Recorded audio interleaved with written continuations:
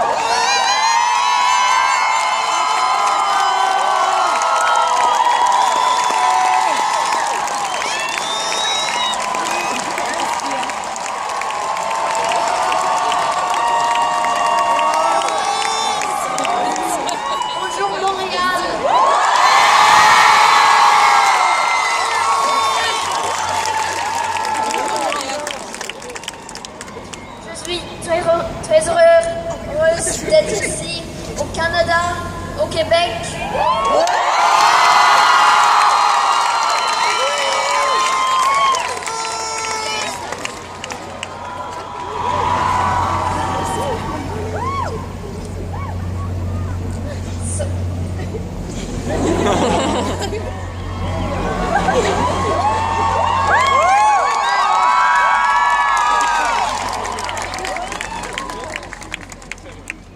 So, at least 500,000 here today.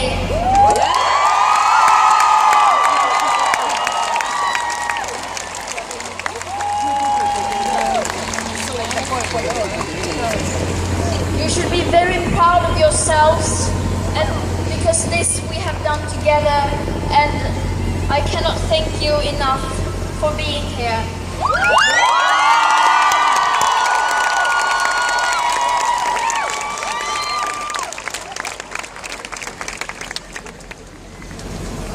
So, around the world today, millions of people are marching right now, and it's just incredible to be united in such a way for a common cause, and it just feels great, doesn't it?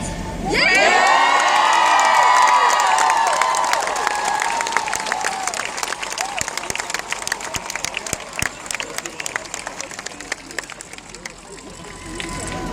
But it feels great to be in Canada. It's a bit like coming home. I mean, you are very similar to Sweden, where I'm from.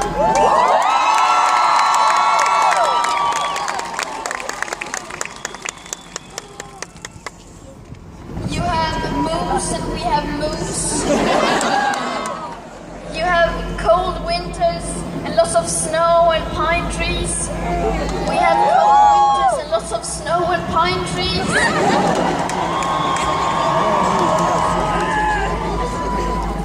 You have the caribou, we have the reindeer. You play ice hockey, we play ice hockey.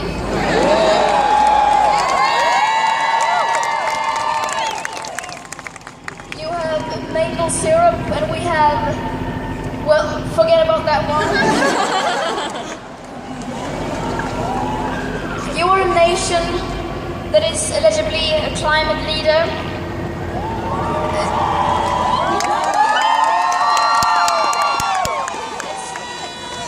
It's also a nation that is allegedly a climate leader. In both cases, it means absolutely nothing.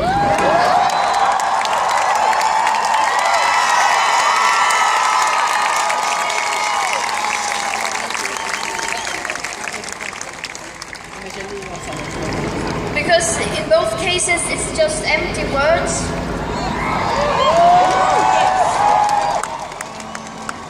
And the politics needed are still nowhere in sight.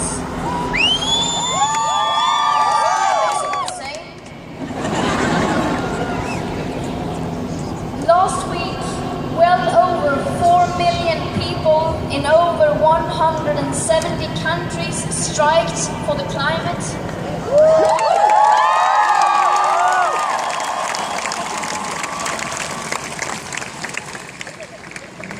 We march for a living planet and a safe future for everyone.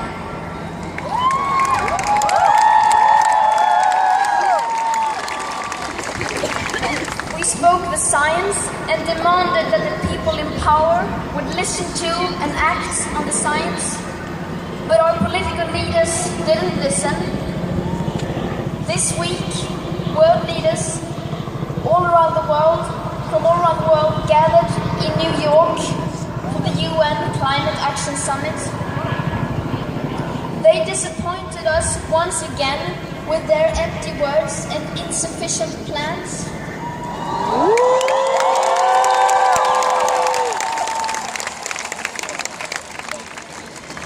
We told them to unite behind the science, but they didn't listen.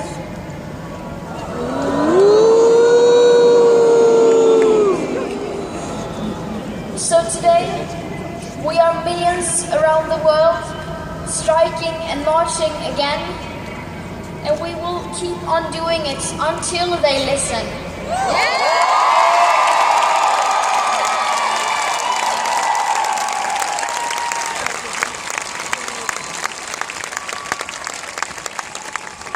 If the people in power won't take their responsibility, then we will.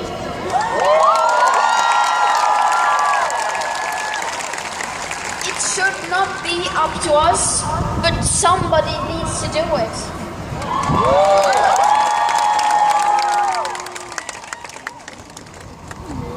They say we shouldn't worry, that we should look forward to a bright future.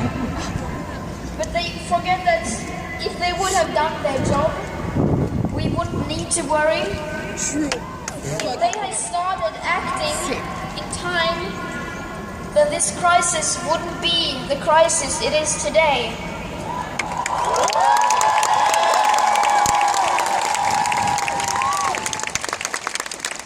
And we promise, once they start taking their responsibility and do their job, we will stop worrying and go back to school, go back to work.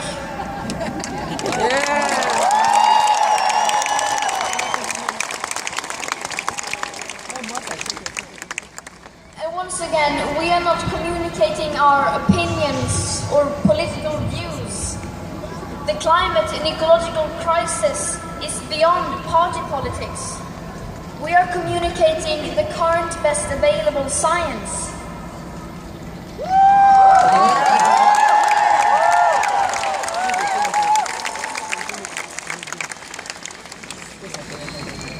To some people, particularly in those who in many ways have caused this crisis, that science is too uncomfortable to address. But we, who will have to live with the consequences, and indeed those who are living with the climate and ecological crisis already, we don't have a choice.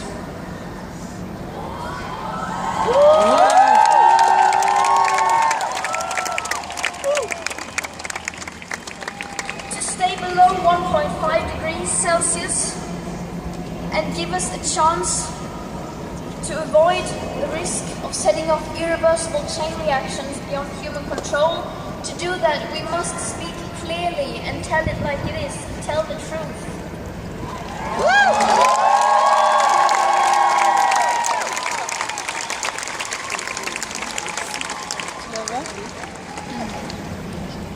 In the IPCC's SR 1.5 report that came out last year, it says on page 108 in chapter 2 that to have a 67% chance of staying below a 1.5 degrees of global temperature rise, the best odds given by the IPCC, the world had 420 gigatons of CO2 left to emit back on January 1st, 2018. And today, that figure is already down to less than 350 gigatons. With today's emissions levels, that remaining CO2 budget will be entirely gone within less than 8.5 years.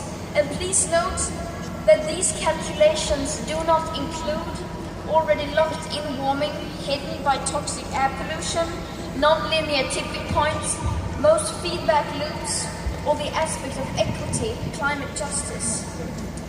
They are also relying on my generation, your generation, sucking hundreds of billions of tons of CO2 out of the air with technologies that barely exist.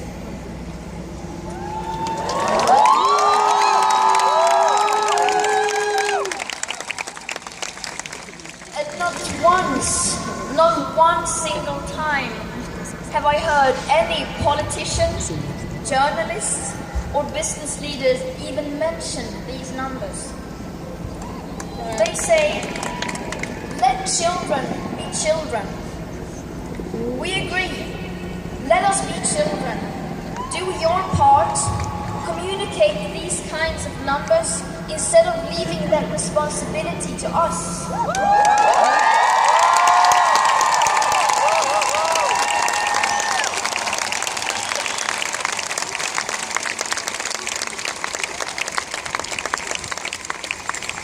Then we can go back to being children. And we are not in school today. You are not at work today. Because this is an emergency. And we will not be bystanders.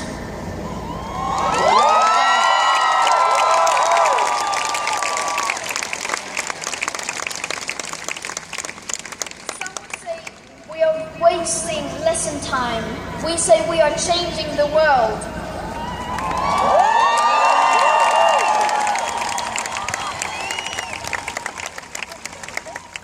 So that when we are older, we will be able to look our children in the eyes and say that we did everything we could back then.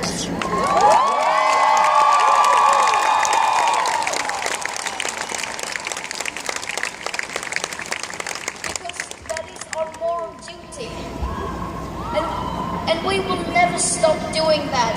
We will never stop fighting for the living planet and for a safe future, for our future.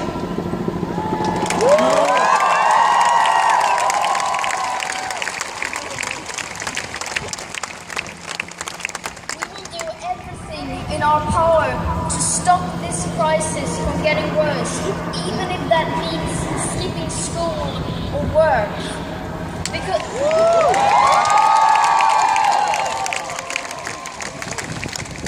this is more important.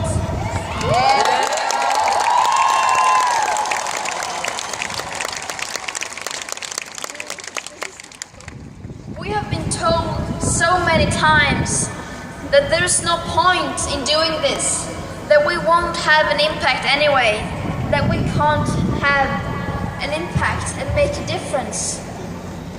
I think we have proven that to be wrong by now.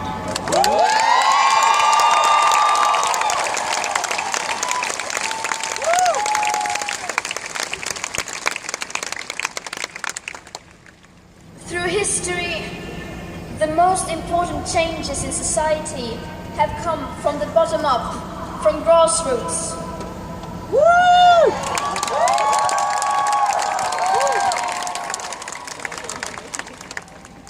And the numbers are still coming in, but it looks like well over 6.6 million people have joined the Week for Future, the strikes on this and last Friday.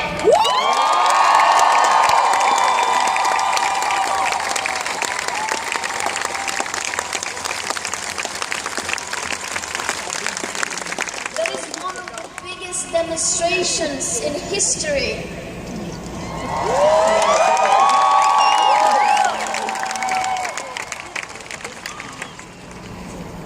The people have spoken, and we will continue to speak until our leaders listen and act.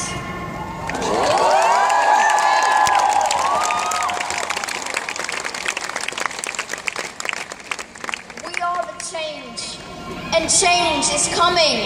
Yeah!